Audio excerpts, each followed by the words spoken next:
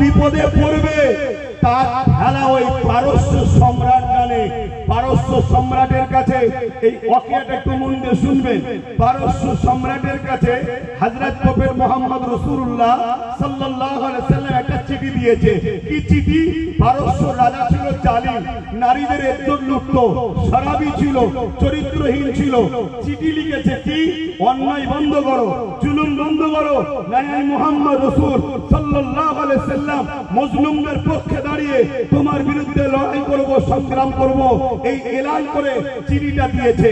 পারস্য রাজা আমার রাসূলুল্লাহ চিঠিটা দেখে টুকরো টুকরো করে ছিঁড়ে ফেলে দিয়েছে। যিনি চিঠি নিয়ে গিয়েছিলেন উনি এসে আমার রাসূলকে বলছেন, হুজুর আমার বড় দুঃখ লাগলো, নাজ্জাশী বাদশা চিঠি নিয়েছে, মানবে কি না মানবে তার ব্যাপার, কিন্তু ছিঁড়ে দেয়নি। রোমের বাদশা চিঠি নিয়েছে, মানবে কি মানবে না তার ব্যাপার, ছিঁড়ে দেয় না। এমন করে পৃথিবীর অনেক দেশের রাজারা আপনার চিঠি নিয়েছে কিন্তু ছিঁড়ে দেয়নি।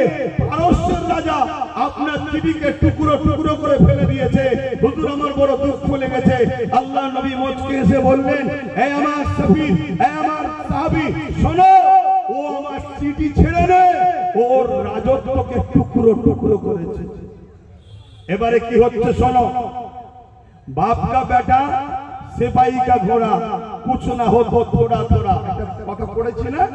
বাপ ছিল যেমন চরিত্রহীন, ছেলেটাও একটা ছিল চরিত্রহীন। একটাই ছেলে ছিল পারস্যের রাজা। কিভাবে টুকরো টুকরো হচ্ছে দেখো। বাপের চরিত্র খারাপ ছিল। রাজা বৈদ্য হাকিমের কাছে গেছে, হাকিমকে বলেছে যেমন কোন দাওয়াই দাও যাতে পাওয়ার বাড়বে। বাকিটা বুঝতে পারছেন তো নাকি? পাওয়ার বাড়বে এরকম দাওয়াই দাও। আর ছেলে বলছে এই